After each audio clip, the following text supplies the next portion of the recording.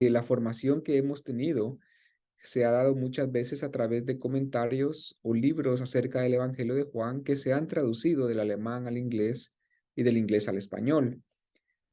Es muy común encontrar en la literatura de hace unos 30, 40 años que se produjo en Europa y Estados Unidos la idea de que el Evangelio de Juan es un evangelio gnóstico, por ejemplo. Era muy popular esta idea en círculos académicos de hace varias décadas, postular que este evangelio reflejaba ideas que también encontramos en el gnosticismo. Una de esas ideas tiene que ver con el dualismo entre el cielo, la tierra, lo bueno, lo malo. Así que algunos estudiosos, al ver este lenguaje dualista, empezaron a sugerir que Juan tenía influencias gnósticas o que su texto por lo menos tenía influencias gnósticas.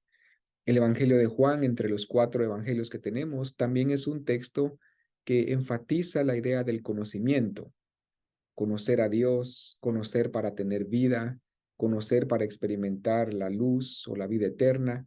Y algunos estudiosos de varias décadas atrás consideraban que este lenguaje de conocimiento, iluminación, luz, reflejaba unas ideas gnósticas. Ahora bien, desde hace un par de décadas, los estudiosos se han dado cuenta que lo que llamamos gnosticismo no existía propiamente en el siglo primero. Por lo tanto, sería un poco difícil sugerir desde una perspectiva histórica que Juan fue influido por perspectivas gnósticas. El gnosticismo, como lo conocemos en los siglos segundo y tercero, especialmente finales del siglo segundo y principios del siglo tercero, fue un desarrollo más tardío de la segunda o tercera o incluso cuarta generación de cristianos. Así que postular que Juan fue influido por el gnosticismo históricamente es un poco difícil de defender. Sin embargo, lo que creemos hoy día es que círculos gnósticos que se desarrollaron a finales del siglo segundo utilizaron el Evangelio de Juan para articular sus ideas o para defender sus ideas. Así que hoy día hay un acuerdo, un consenso en la erudición cuando argumentamos que el gnosticismo hizo uso de varias tradiciones religiosas, incluidos quizá los textos del Evangelio de Juan. También hace algunas décadas, especialmente desde la publicación del libro La interpretación del cuarto evangelio del erudito inglés C.H. Dodd, se hizo muy popular pensar que el Evangelio de Juan respondía a un contexto helenista. Era muy común enfatizar términos como los que aparecen en el prólogo, logos especialmente, como una referencia a la filosofía griega. Y otros estudiosos después enfatizaron ese punto. Así que no debe ser sorpresa si encontramos en la literatura un énfasis y una relación entre el Evangelio de Juan y el pensamiento helenista. Sin embargo, han habido dificultades bastante grandes cuando se ha tratado de entender el Evangelio de Juan a la luz de otros contextos culturales lejos del judaísmo. Pareciera exagerado, pero cada vez que relacionamos el Evangelio de Juan con otro contexto que no sea el contexto judío, indirectamente se está minimizando la influencia del judaísmo en el cristianismo antiguo. Y les comento esto porque en Alemania, que era un centro de erudición académica en los años 20, 30, 40, 50 del siglo pasado, algunos estudiosos, algunos académicos de las grandes universidades de aquel país utilizaban el Evangelio de Juan, el Nuevo Testamento y sus investigaciones históricas para tratar de desligar el cristianismo del judaísmo. Y lo hacían porque detrás de eso había un proyecto político aún más grande que estaba en contra del judaísmo. Y no tengo que repetir acá la triste historia de lo que sucedió en Alemania en aquella época. Y hay testimonios que todavía tenemos escritos de cómo algunos estudiosos del Nuevo Testamento apoyaron el régimen que atacó al judaísmo en la Alemania nazi de aquella época. Esa parece una exageración, pero es una página que existe en la historia de la interpretación bíblica. Después de las dos guerras mundiales, cuando Europa se estaba reconstruyendo, los estudios del Nuevo Testamento entraron en crisis. ¿Cómo vamos ahora a entablar un diálogo con el mundo a la luz del Nuevo Testamento si hemos dicho antes que el Nuevo Testamento está en contra del judaísmo? Por ejemplo, es muy común leer libros de aquella época que decían que el Evangelio de Juan era antijudío, el antijudaísmo del Evangelio de Juan, y tomaban algunos pasajes en donde Jesús tiene discusiones fuertes con los judíos y otros pasajes que podrían poner al judaísmo en una luz muy negativa para enfatizar que posiblemente el Evangelio de Juan era antijudío. Pero después de las dos guerras mundiales, los estudios bíblicos entraron en crisis. ¿Cómo vamos ahora a, a usar este texto que hemos dicho que es antijudío en un mundo que ya ha sufrido las consecuencias del antijudaísmo? Así que lo que sucedió fue que empezaron a explorar los estudiosos el contexto del judaísmo del Segundo Templo en los evangelios, en las cartas de Pablo, en el Nuevo Testamento en general. Y desde hace unas décadas para acá se ha hecho muy popular la idea de sugerir que el contexto principal del Evangelio de Juan es un contexto eminentemente judío.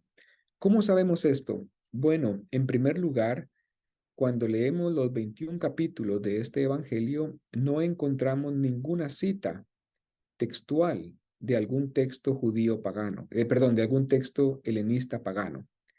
Cuando leemos este Evangelio, no encontramos ninguna cita del mundo helénico pagano, pero sí encontramos citas del Antiguo Testamento.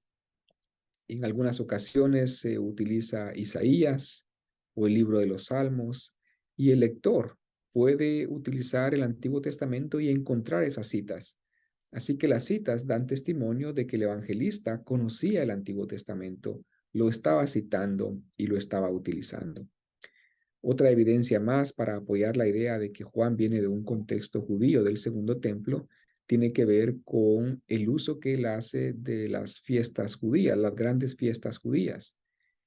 Juan es el único evangelista que incluye 3 celebraciones de Pascua en su evangelio.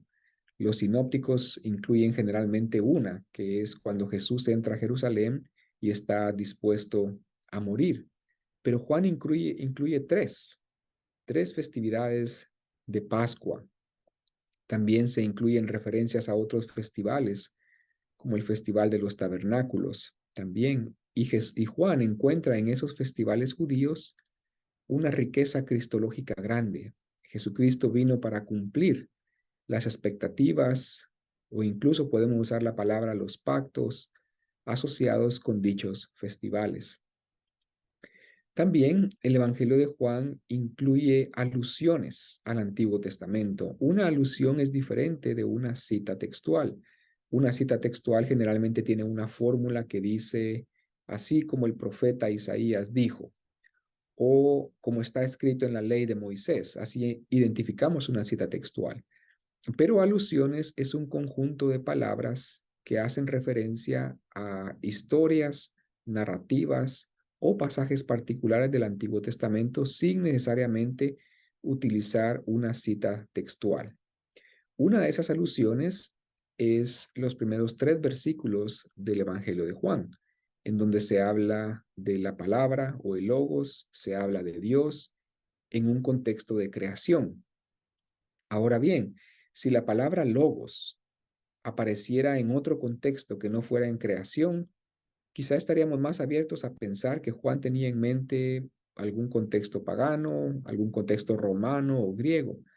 Pero puesto que lo que tenemos en Juan es un contexto de creación que inicia con en el principio era el verbo, ese en el principio, en la Septuaginta, aparece en el libro del Génesis. En el principio creó Dios los cielos y la tierra.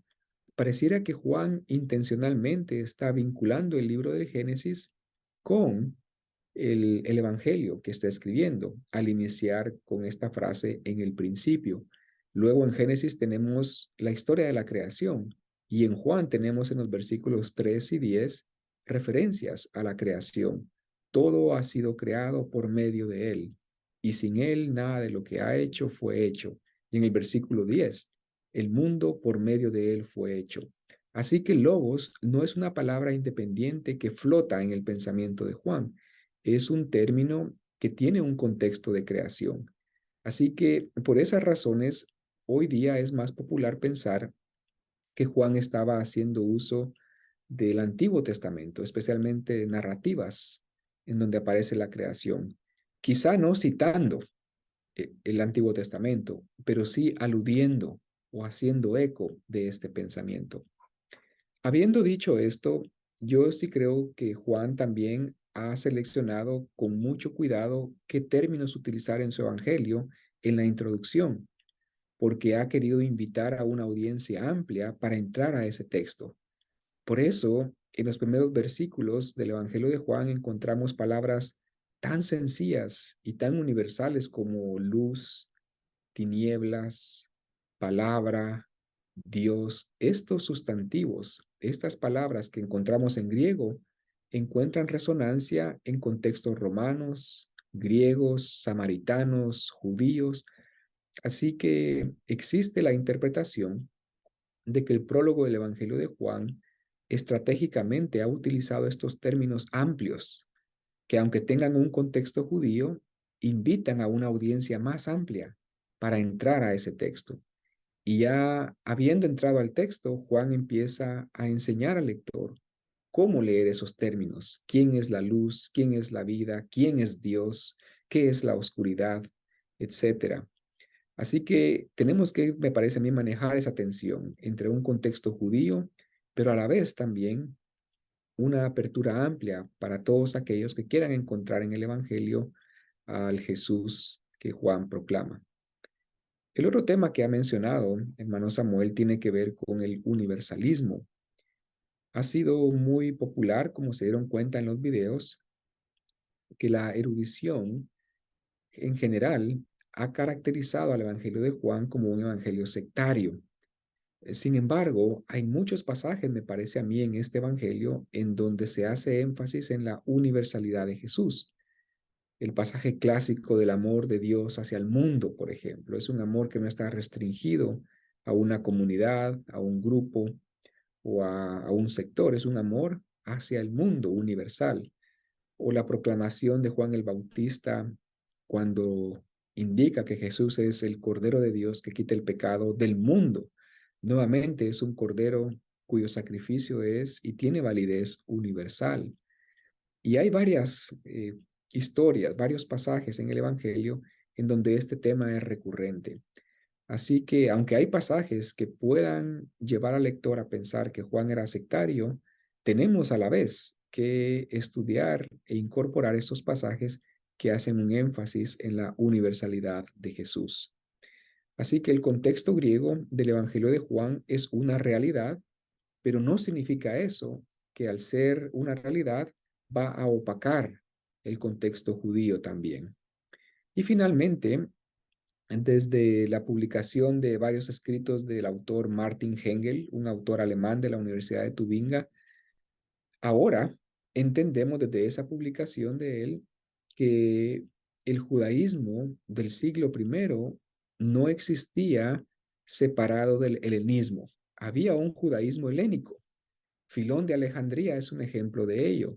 Filón era un estudioso judío que vivía en Egipto, en Alejandría, y escribió varias obras en donde intentaba interpretar el Antiguo Testamento a la luz del pensamiento griego. La Septuaginta misma es un ejemplo del pensamiento judío en diálogo con el helenismo, porque el griego era el idioma helenista. Así que la misma traducción griega del Antiguo Testamento es un testimonio de cómo el judaísmo estaba en un constante diálogo con su cultura judía. Y a la luz de esta realidad histórica podemos decir algo similar. En el Evangelio de Juan tenemos un contexto judío, pero a la vez un diálogo positivo con el judaísmo y el helenismo de aquella época.